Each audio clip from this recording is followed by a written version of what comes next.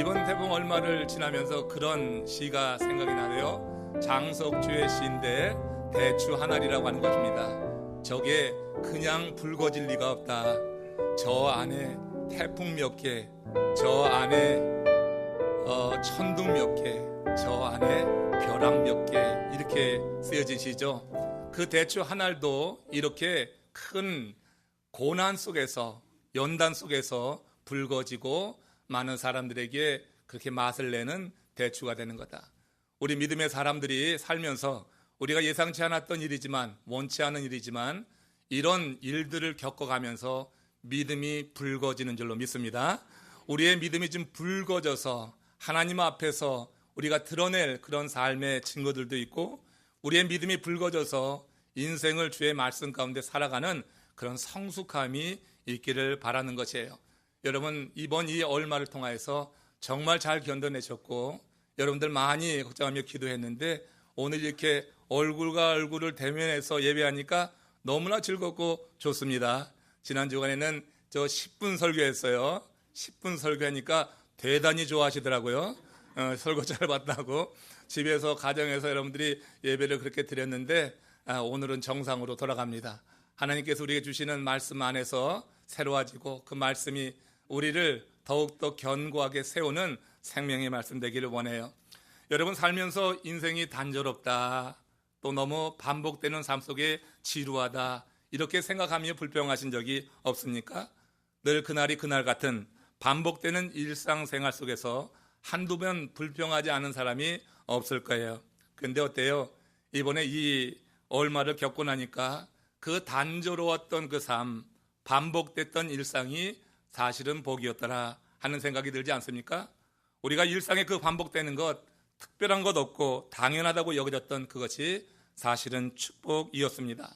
저는 지난 주간에 그런 결심을 했어요. 아니, 결심이라기보다는 이 생각을 정리했습니다. 인류가 발견한 것 가운데 최고의 발견은 전기다, 이렇게 생각을 해보기로 했어요. 그렇게 아주 결정을 해버렸어요. 여러분, 한 4일 동안 전기 없이, 그 뜨거운 밤에도 덥잖아요. 그거 자려는데 정말 고통스럽더라고요. 한 이틀은 어떻게 견뎌봤는데 3일, 4일 밤이 되는데 도저히 잠이 오질 않는 거예요. 이틀 꼬박 밤을 샜습니다. 누워만 있었지 잠을 자지 못하고, 목요일날 낮에 이제 교회 나와 있는데 성도님들이 왔는데 사실 그렇게 반갑게 맞이하지도 못했어요. 제가 정신이 혼미하더라고. 그래서 여기 예배당을 위해서 선풍기 틀어놓고 공기 정화시키고 환원시키고 하면서 예배를 준비했습니다. 이번에 그렇게 지나다 보니까 정말 전기라고 하는 것이 우리의 삶에 이렇게 기쁨을 주는 거구나 하는 생각이 들었어요. 목요일 저녁 집으로 들어가는 입구에 신축하는 주유소가 있습니다. 그 밤에 이제 신방하고, 그리고 이제 밤에 들어가는데 이제 레프턴에 들어갈 때 바로 그 주유소에 불이 들어온 거예요. 그 불이 들어오는 것을 보는데 가슴이 뛰는 거예요. 야, 우리 집에도 불이 들어왔겠구나, 이제 전기가 들어왔겠구나. 그 생각한 게 아주 마음속에 고생 끝 행복 시작이다, 이런 게 이제 이번에 터져 나오는 거예요. 전기가 들어오는 것, 여러분, 일상으로서의 그냥 회복 정도입니다. 사실 단조로운 그런 삶의 그런 시작이다, 그런 거죠. 그런데 여러분, 전기 하나 들어온 게 그 기쁨을 주더라고요. 얼마는 감사를 잊고 살아온 우리에게 일상의 반복이 감사의 조건일 수 있겠다 하는 것을 깨닫게 한 그런 귀한 선물이다, 또 이렇게 우리가 바꾸어 볼 수가 있는 것입니다. 고난을 당할 때 그 고난 속에 담겨있는 하나님의 섭리와 하나님의 가르침을 깨닫지 못한다고 하면 고난은 너무나 고통스러운 것으로 끝날 수가 있어요. 그러나 우리 인생에 찾아드는 그런 많은 고난과 역경과 허리케인 같은 정말 예상치 않고 감당치 못한 일을 만나게 될 때 그 속에서 우리가 시각을 발리 보면은 그 속에 하나님의 뜻을 볼 수가 있고, 그 속에서 감사할 조건이 있는 것을 여러분 알게 됩니다. 이렇게 여러분들이 어려움을 겪었지만 여러분들도 다 그러리라 생각이 들어요. 이 가운데도 감사가 있었음을 믿습니다. 그 감사로 예배드리는 이 시간, 정말 하나님께서 기뻐 받으시는 예배 될 수 있도록 우리의 마음이 더 활짝 열리고 영과 진리로 드리는 예배 속에서 하나님을 만나시고 말씀으로 무장하고 돌아가시기를 축원합니다. 우리가 경험한 이 얼마 같은 일 외에도 인생을 사노라면 이런저런 일로 마음이 내려앉을 때가 많습니다. 믿었던 친구, 직장 동료, 또 가까이 지내던 교우가 어느 날 갑자기 등을 돌릴 때 그 인생의 비애를 뭐라고 말로 표현하겠어요? 통장은 바닥인데 은퇴할 때가 가까이 오면은 마음의 무거움을 또 어떻게 설명하겠습니까? 소화불량인 줄 알고 병원에 갔는데 암이라는 판정이 나와요. 그러면 여러분 그 마음이 낙심이 되지 않겠어요? 이럴 경우 흔히 사람들은 자신들이 일상적으로 해오던 그 일에 집중하지 못하고 불안한 마음에 사로잡혀서 안절부절하지 못하고 그렇게 손을 놓고 지내는 경우도 있습니다. 그러나 오늘 본문에서 우리에게 주는 교훈은 그렇게 내 영혼이 침체될 만큼 우리를 위축게 되는 그런 인생의 여러 사건을 만날 때 과연 우리가 어떻게 해야 될 것인가, 이에 대해서 교훈을 주고 있어요. 본문은 다윗이 사람들로 하여금 내 하나님이 어디 있느냐 이렇게 조롱받는 상황, 그만큼 인생의 절망 중에 놓여 있을 때 지었던 그런 시를 말합니다. 그는 그 자신의 영혼을 향하여서 그때 묻습니다. 어찌하여 낭망하며 어찌하여 불안하여 하는가? 사람들이 네 하나님이 어디 있느냐? 네가 당하는 이 고난을 보니까, 연단을 보니까, 네가 당하는 이 시험을 보니까 네가 믿는 하나님이 존재하지 않는구나. 내 하나님이 어디 있느냐? 조롱하는 그런 상황 속에서, 그렇게 인생의 절망에 빠져 있을 때 그는 그 상황 속에서 영혼이 크게 침체되고 무너져 내릴 수 있었지만 그런 상황을 직감했을 때 자신을 향하여서 그렇게 선포하는 거예요. 어찌하여 낭망하며 어찌하여 불안하여 하는가? 여러분, 시인처럼 이렇게 자신의 영혼을 향하여서 믿음의 대화를 걸 수 있다고 하면 그 사람은 어떤 일을 만나든지 반드시 승리하는 줄로 믿습니다. 내 인생에 정말로 이와 같은 태풍이 불어치고 천둥이 임하고 내가 감당치 못하는 그 시험이 임한다 할지라도 내 영혼을 향하여서 내가 어찌하여 낭망하느냐, 내가 어찌하여 불안하여 하느냐 이렇게 말한다고 하는 것은 결국 하나님께 소망을 두겠다고 하는 선포가 되는 것입니다. 그렇기 때문에 하나님께서 그의 삶을 다스리게 되는 줄로 믿습니다. 그래서 내 인생에 이런 풍랑을 만나게 될 때 우리가 내 영혼을 향하여서 이렇게 외치는 그런 사람들은 그러나 어떤 일을 만나든지 승리하는 그런 승전보를 알리게 된다고 하는 게, 오늘 우리가 영혼의 침체를 겪을 때 그 가운데서 벗어나기 위해서 우리 영혼에게 물어야지 될 그 질문을 오늘 본문 말씀을 통해서 두 가지로 나누어서 살펴보려고 합니다. 그 먼저 첫 번째는 이런 겁니다. 한번 따라 합시다. 내 영혼아, 너는 하나님을 갈망하고 있느냐? 우리는 그런 질문을 던질 필요가 있습니다. 내 영혼아, 너는 하나님을 진정으로 갈망하고 있느냐? 영혼의 침체가 느껴질 만큼 인생의 절망을 경험하게 될 때, 그때 믿는 하나님의 사람들, 구원 얻은 하나님의 사람들은 자신의 영혼을 향하여서 내가 정말로 하나님을 갈망하고 있는가? 내가 진정으로 하나님을 갈망하고 있는가? 내 자신의 영적인 상태를 들여다보면서 하나님께 그렇게 구할 수 있어야지 될 것이에요. 이런 질문을 던질 때 하나님께서 대답해 주신다고 하는 거예요. 이사야서 55장 6절 말씀에 이사야 선지자가 주는 말씀입니다. 같이 합독합니다. 너희는 여호와를 만날 만한 때에 찾으라. 가까이 계실 때 그를 부르라. 만날 만한 때에 찾고 가까이 계실 때 부르라. 여호와를 만날 만한 때는 언제고 가까이 계실 때가 언제입니까?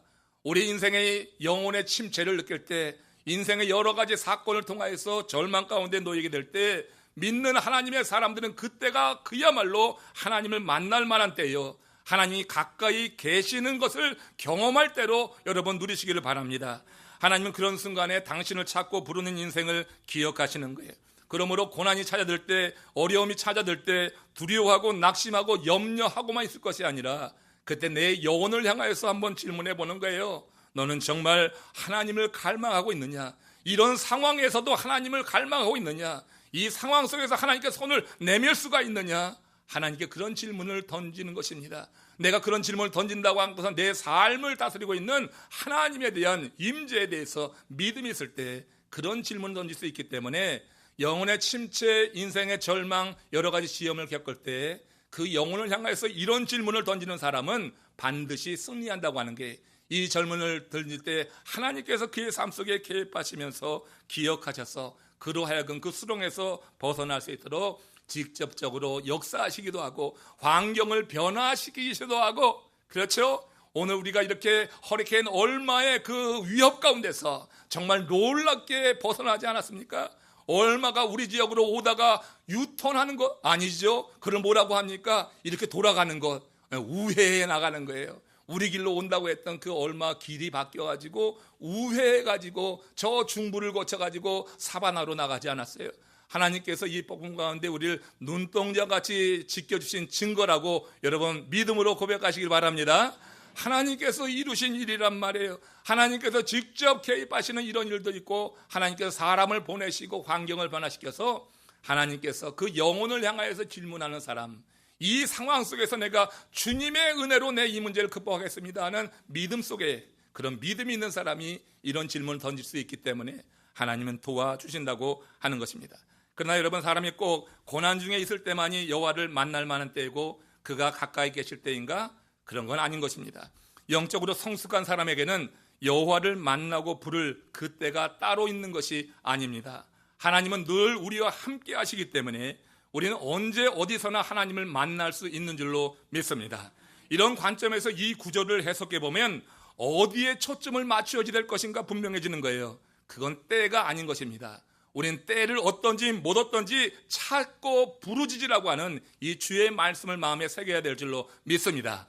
꼭 어려울 때만이 아니라, 꼭 이런 난제를 만났을 때만이 아니라 우리 삶 속에서 항상 함께 하시는 그 하나님을 찾으라고 하는 것, 부르라고 하는 것, 이런 의미로 이 말씀을 받을 수 있다고 하는 거예요. 이는 모든 영혼의 감각이 온전히 여호와 하나님을 향하는 것을 의미합니다. 본문 1절의 말씀은 목마른 사슴의 비유를 통해서 이 사실을 우리에게 교훈해주고 있어요.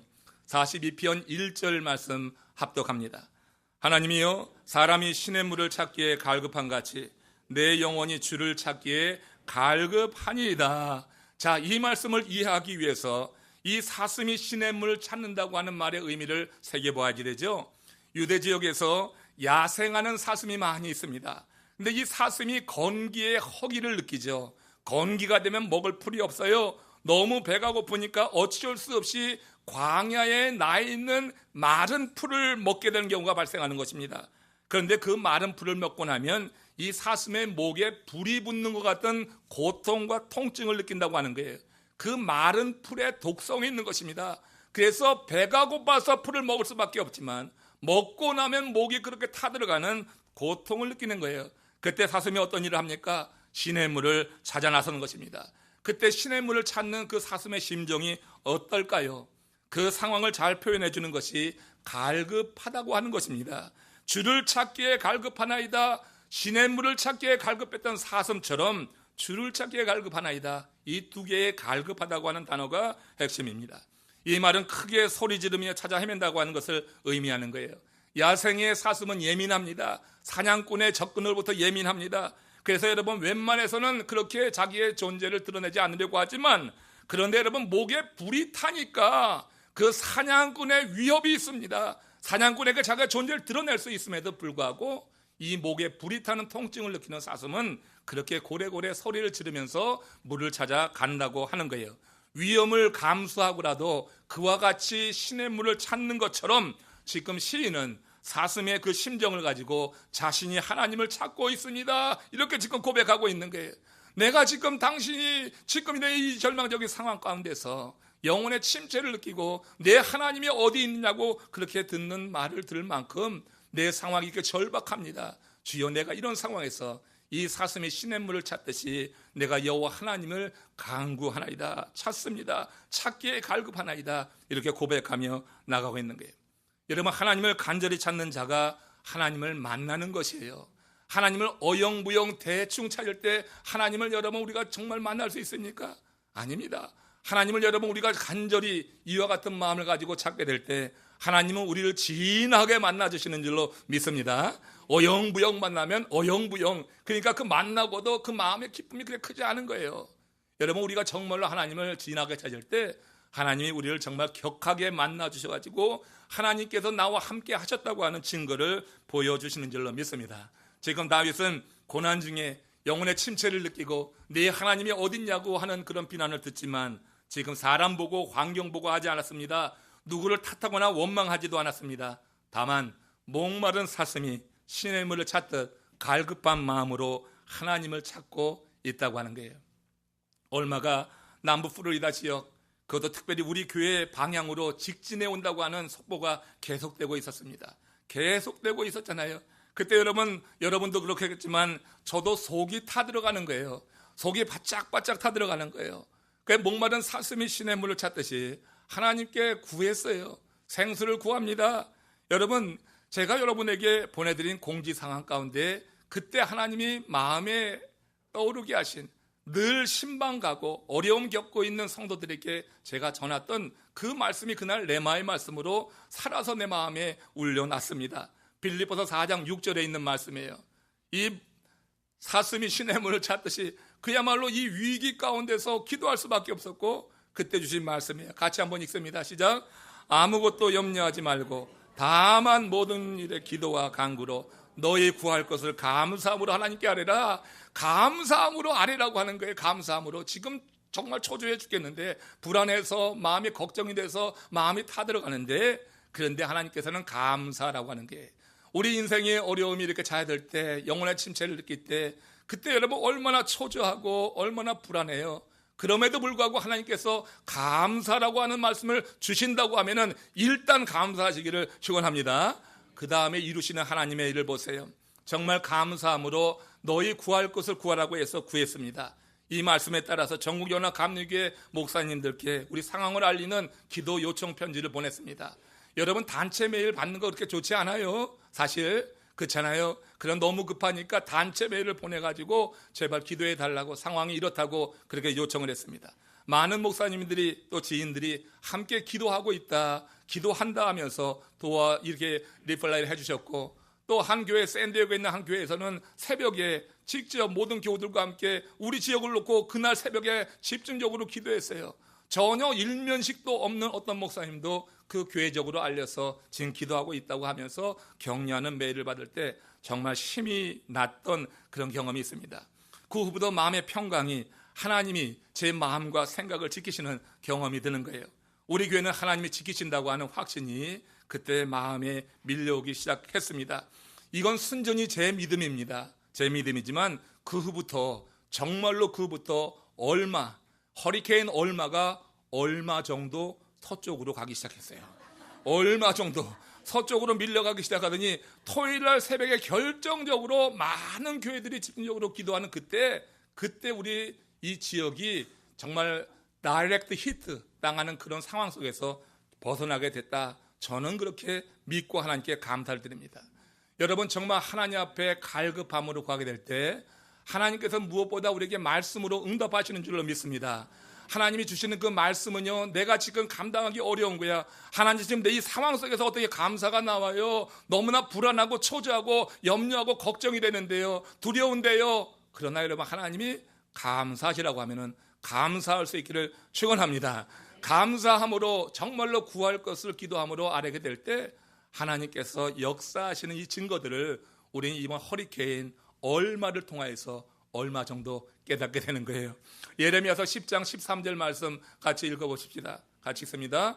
그가 목소리를 내신즉 하늘에 많은 물이 생기나니 그는 땅끝에서 구름이 오르게 하시며 비를 위하여 번개치게 하시며 그 곳간에서 바람을 내시더라 했어요. 하나님께서 모든 천체를 운영해 나가시는 거예요. 자연의 모든 것은 하나님의 손에 달려있다고 하는 거예요. 하나님께서 곳간에서 바람을 내신다고 하면은 하나님께서 그 바람에 가는 길도 정하시는 줄로 믿습니다. 우리 하나님께서 감사함으로 너희 구할 것을 구하라고 했으면, 그러면 여러분 감사함으로 구하는 거예요. 어린아이같이 순진하게 뭐 되겠어, 이와 같은 교만한 마음 버리고 어린아이처럼 구할 때 하나님께서 기도를 들으시고 우리에게 주시는 말씀 가운데 특별하게 내 마음 가운데 아로새겨지고 내 마음에 감동을 일으켜주는 말씀을 여러분 붙잡게 될 때 하나님께서 함께 하시는 증거를 볼 수 있는 줄로 믿습니다. 세상 살면서 이렇게 내 마음에 무너져 내리고 영혼의 침체를 경험하고 절망적으로 되는 그런 순간들이 있어요. 그런 순간에 여러분, 우리가 세상적인 방법으로 마음속의 불안을 떨쳐낼 수 있는가? 아닙니다. 되지가 않는 것입니다. 탤런트 최불암 씨가 한국 안전 시스템 광고를 한 적이 있습니다. 그때 그가 나와서 이렇게 말했어요. 잠궈도 불안까지 잠글 수는 없습니다. 여러분, 방문이나 금고 같으면 자물쇠로 잠글 수 있어요. 하지만 마음의 불안은 잠글 수 없다고 하는 거예요. 마음의 불안은 하나님의 도우심으로 말미암아 해결되는 줄로 믿습니다. 우리 하나님이 도우셔야지 내 마음의 불안, 두려움, 염려 이런 것부터 자유하게 된다. 우리 하나님 앞에 그러므로 그와 같은 순간이 이르게 될 때 자신의 영혼을 향하여서 선포할 수 있기를 원해요. 내 영혼아, 진정으로 여호와 하나님을 갈망하고 있느냐? 내 영적인 상태를 보면서 그렇게 묻게 될 때 하나님의 역사가 우리의 삶 속에서도 경험될 줄로 믿습니다. 두 번째 던질 질문은 이겁니다. 따라하십시오. 내 영혼아, 너는 하나님을 찬송하고 있는가? 자, 이렇게 여러분 어려운 순간에라도 우리의 영혼을 향하여서 일단 질문을 던져보세요. 내 영혼아, 네가 정말 하나님을 찬송하고 있느냐? 찬송이라고 하는 것은요, 승리에 대한 그런 고백이 될 수 있는 거예요. 하나님이 이루신 일에 대한 고백인데 내가 영혼의 침체를 느낄 만큼 절망적인 상황, 어두운 상황 속에서 먼저 하나님을 향하여서 이렇게 내 영혼을 향하여서 질문을 던지는 거예요. 내 영혼아, 정말 하나님을 찬송하고 있느냐? 이 얘기는 뭐냐면 하나님이 이루실 일에 대해서 우리가 기대하고 그것을 믿음으로 먼저 선포하는 일인 줄로 믿습니다. 그러므로 여러분, 이렇게 선포하면서 하나님을 찬양하게 될 때 하나님 그 찬양의 증거들, 하나님께서 우리로 찬양하게 하신 그 일들을 이루어 주신다고 믿습니다. 시편 43편 42편 3절 말씀 같이 읽겠어요. 이거 다시 한번 이 다윗의 상황을 다시 이렇게 말하는데 읽습니다. 사람들이 종일 내게 하는 말이 내 하나님이 어디 있느냐 하오니 내 눈물이 주야로 내 음식이 되었도다. 사람들은 시인이 고난을 겪고 있을 때 이렇게 조롱하고 모욕하는 거예요. 사실 여러분, 어려운 가운데 있는데 이런 말까지 들으면은 그 인생 얼마나 힘들겠어요. 얼마나 그 마음이 무겁고 살만 나지 않겠어요. 내가 육신적으로 겪는 어려움도 어려움인데 사람들이 이렇게 말을 한다고 하면, 내 하나님이 어디 있느냐 그렇게 말한다고 하면 이거 얼마나 힘든 상황이 되겠어요. 그러니까 다윗이 어떻게 반응합니까? 내 눈물이 주야로 내 음식이 되었도다. 상처를 받은 거예요. 우리가 여러분 고난당하는 그런 심령 앞에서 말을 주의하자고 하는 거잖아요. 예? 이거 당신 죄 때문이야.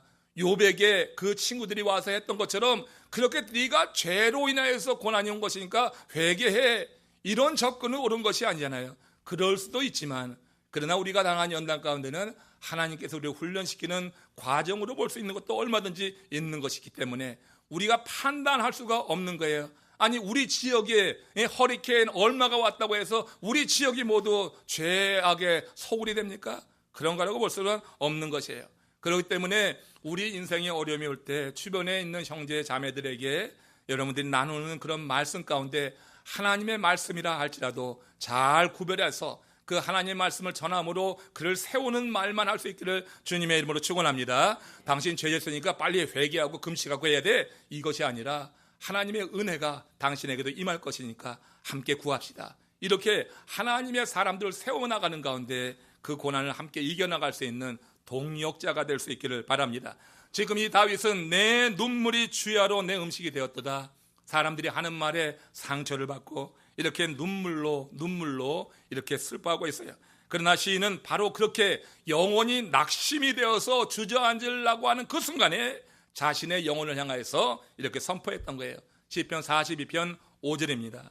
같이 읽습니다. 너는 하나님께 소망을 두라. 그가 나타나 도우심으로 말미암아 내가 여전히 찬송하리로다. 다윗은 낙심할 만한 그 상황 속에서 오히려 하나님께 찬송하기로 결단한 거예요. 찬송은 다시 말하지만 하나님이 이루신 일에 대해서 영광을 돌리는 행위로서 우리는 찬송할 수 있지만, 지금 여전히 어려운 가운데 영혼의 침체가 느껴질 만큼 절망적인 상황 속에서 지금 이 다윗은 하나님을 찬송하겠노라고 선포하고 있는 거예요. 결단하는 것입니다. 우리의 상황만 보면은 하나님을 찬양할 수 없을 것 같지만, 그러나 믿음의 눈으로 하나님의 역사를 기대하면서 오늘 우리는 하나님을 먼저 찬양하는 그런 결단을 할 수 있음을 믿습니다. 그러니까 여러분, 인생이 정말로 조금 어두워질 때마다, 영혼의 침체가 느껴질 때마다 의지적으로 하나님을 찬양하는 자리에 있고 또 하나님을 찬양함으로 말미암아서 하나님이 이루시는 증거를 볼 수 있기를 바라요. 하나님을 찬양할 때 어떻게 해요? 그가 나타나 도우심으로 이렇게 말씀했어요. 그가 나타나 도우심으로. 개역성경은 이걸 시적으로 표현해서 그 얼굴의 도우심으로 이랬어요. 이 얘기는 바꾸어 이야기하면은 하나님이 얼굴을 보여주심으로 이런 뜻이에요. 그러니까 하나님이 얼굴을 보여주신다고 하는 게 무슨 뜻이에요? 하나님이 은혜를 베푸심으로 이 얘기가 되는 거예요. 하나님이 우리에게 어떻게 은혜를 베푸십니까? 하나님은 말씀으로 은혜를 베푸십니다. 하나님 말씀이기 때문에 말씀 가운데서 그 상황에 적합한 말씀을 주시고 그 상황을 이길 수 있는 능력의 말씀을 주시면서 우리에게 하나님이 은혜를 주시는 거예요. 그게 하나님의 얼굴을 보여주시는 거예요. 하나님의 말씀에 믿어지는 순간 하나님이 우리에게 얼굴을 보여주신 그 순간이 되는 줄로 믿습니다. 그 얼굴의 도우심으로 말미암아서 우리가 이렇게 침체되는 상황 속에서, 어두운 상황 속에서 그 마음은 환해지는 거예요. 그렇기 때문에 여러분, 이런 허리케인 같이 이런 얼마 같은 그런 정말로 너무너무 엄청난 것이 온다 할지라도 얼마만큼만 마음이 불안하지, 그 다음에는 하나님이 비춰주시는 이와 같은 은혜로 말미암아서 이 근심을 떨고 불안을 털고 그리고 하나님께서 세우시는 그런 경험을 하는 줄로 믿습니다.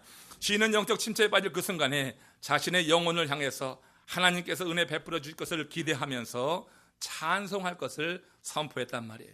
그렇기 때문에 우리도 같은 그런 입장에서 내 자신의 영혼을 향해서 너는 정말 하나님을 찬송하고 있느냐, 우리가 인생의 어려움을 겪을 때마다 정말 내 자신의 영적인 상태, 정말 영적인 그 모습, 위치를 한번 상고해 보면서 내게 질문을 던지는 것이 대단히 중요하다고 하는 것을 여러분 꼭 깨닫기를 바랍니다. 영혼이 지쳐 있습니까? 혹시 이런저런 일로 상처를 받아서 눈물 흘리는 분은 안 계십니까? 희망이 보이지 않아서 너무 어두워서 힘들어하는 분은 안 계십니까? 미래가 불안하여서 여러분 안절부절하는 분은 또 안 계십니까? 그래서 영혼이 침체되었다고 하면 자신의 영혼을 향해서 여러분도 오늘 한번 명령해 보십시오. 기도의 자리에 특별히 나가서 한번 명령해 보십시오. 그리고 시인처럼 대답하십시오. 그가 나타나 도우심으로 말미암아 내가 여전히 찬송하리로다. 그가 나와 도와주심으로 인해서 내가 더욱더 하나님을 찬송하리로다. 이것이 우리의 고백이 된다고 하면은 하나님께서 보여주시는 그 놀라운 증거들을 더 확실하게 우리가 경험하게 될 줄로 믿어요. 믿음이 깊이 뿌리 내린 사람은 이런 고백을 하면서 큰 절망도 희망으로 바꾸어 내는 것입니다. 그러나 믿음이 뿌리가 내리지 못한 사람은 작은 시련 앞에도 그 밑을 보여요. 저는 세상에서 가장 부끄러운 게 믿음의 밑바닥을 보이는 거예요. 믿음의 바닥을 보이는 게 정말 부끄러운 일이다. 사람들이 부끄럽게 여기는 것이 많이 있지만 목사로서 하는 이야기고요. 우리 성도님들도 그렇게 고백됐으면 좋겠는데 내 믿음의 바닥을 보이는 거야. 믿음의 바닥을 보여서 완전히 절망하는 거. 이건 정말 부끄러운 일이라고 하는 거예요. 이번 허리케인 얼마 중에 계속 올린 기도가 뭐냐면 성도들의 안위였습니다. 여러분들의 안위, 그야말로 한 분이라도 어떻게 다치든지 하면 이거 얼마나 힘들어요. 여러분들의 안위가 제일 큰 그런 기도 제목이었고, 교회의 안전, 이것을 위해서 지속적으로 마음에 두고 기도했습니다. 한 명의 인명 피해도 없게 해달라고 기도했고, 건축증인 저 성전 하나님 지켜주세요. 이제 지붕이 올라가는데 여기 어려움 겪으면 안 되잖아요. 하나님 지켜주세요.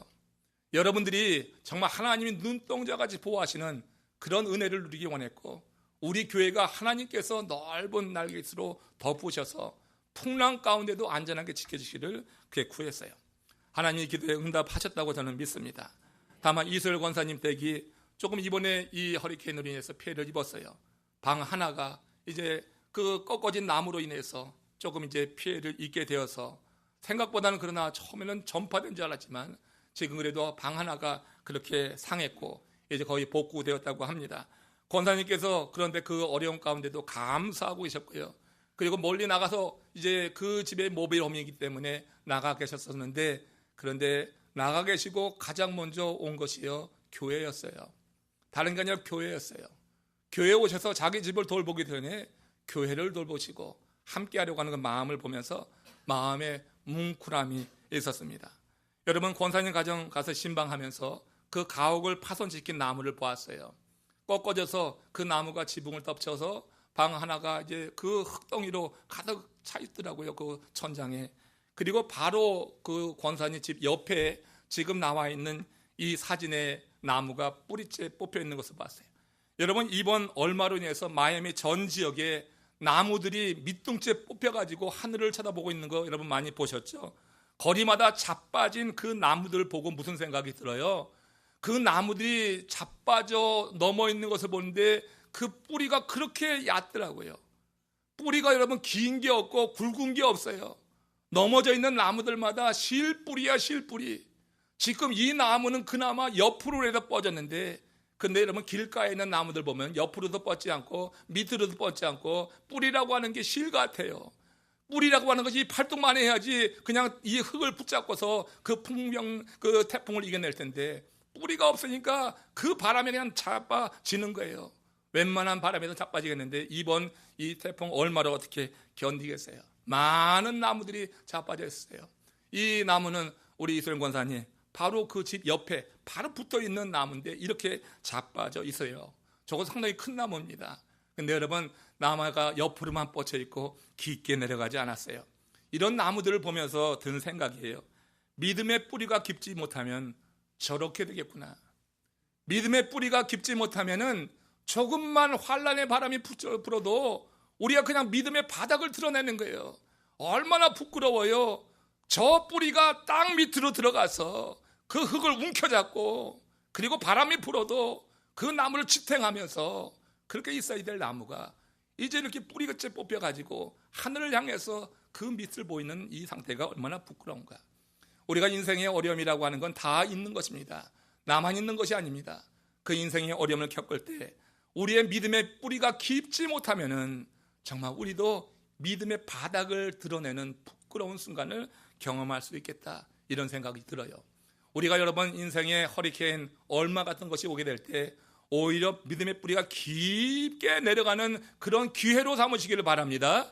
더욱더 내 영혼에 질문을 던지면서 내가 정말 여호와를 갈망하고 있느냐, 내가 정말 여호와 하나님을 찬양하고 있느냐, 이렇게 질문을 던지면서 그 환난 가운데 오히려 더 믿음의 뿌리를 깊게 내리는 가운데 이 환난이 지나고 나서 더욱더 하나님을 높여 찬양하고 하나님의 증거를 더욱더 알린다고 하면은 그건 하나님이 정말 기뻐하시는 삶이 될 거예요.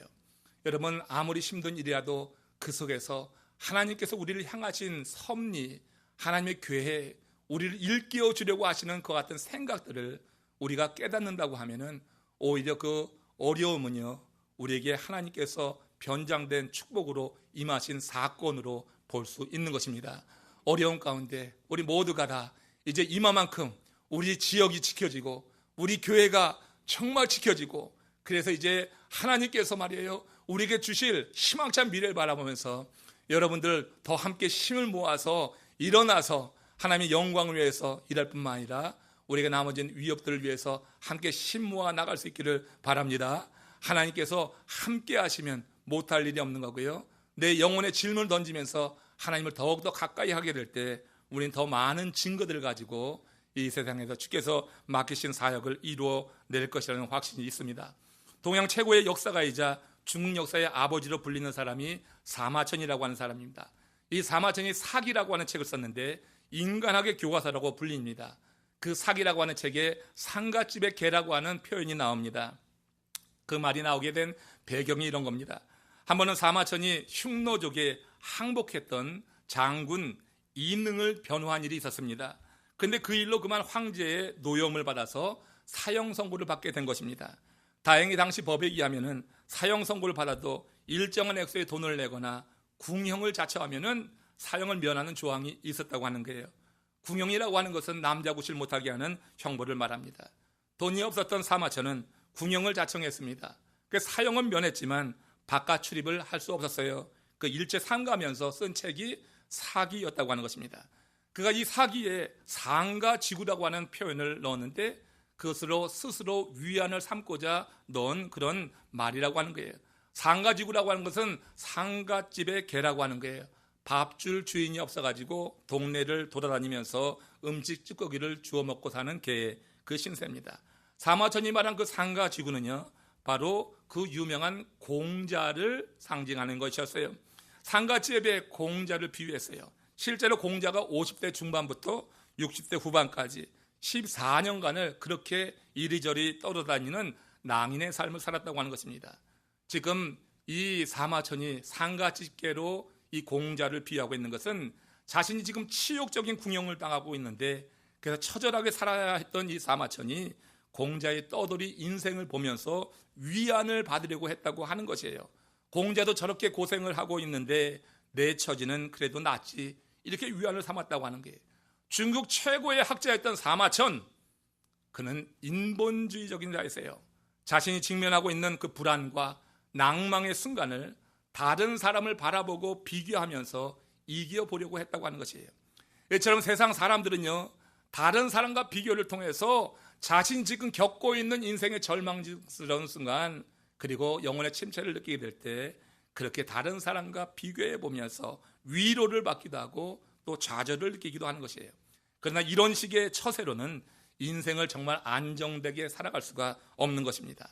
나보다 못한 사람 만나면 위안이 되지만 세상에는 나보다 잘난 사람이 훨씬 더 많더라고요. 나보다 잘난 사람을 만나면 오히려 위축이 되는 거예요. 그렇다면 우리 믿는 사람들은 불안과 낭망의 순간에 과연 어떻게 해야 될 것인가?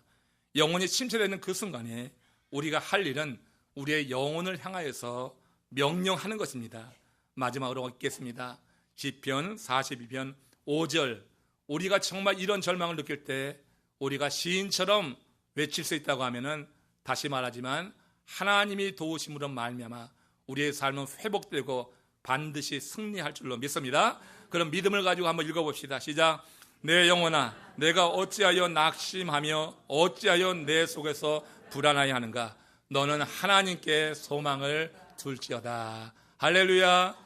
우리 인생에 이와 같은 일들이, 예기치 않고 감당하기 어려운 일들이 찾아들게 될 때 여러분, 그로 인하여서 불안에 떨고 염려하고 그리고 두려움만 하지 마시고, 여러분들 믿음으로 여러분 각자의 영혼을 향하여서 오늘 시인 다윗이 외쳤듯이 그렇게 외치게 될 때 우리는 사람을 보고 어떻게 위안받는 것이 아니라 하나님이 나에게 함께 하시고 직접 나타나서 도우심으로 인해서, 그 은혜로 인하여서 이기는 가운데 믿음의 증거도 갖고 어려움도 극복하는 가운데 하나님께서 뜻하신 바를 이 땅에 이루게 될 줄로 믿습니다.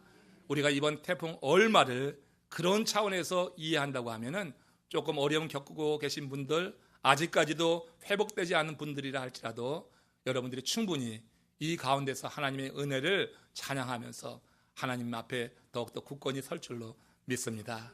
우리가 하나님을 그렇게 가까이 할 때 하나님이 나타나 도우신다 하는 말씀이 이번 한 주간 더욱더 우리를 붙드시고, 그래서 믿음 안에 승리하시기를 주의 이름으로 축원합니다.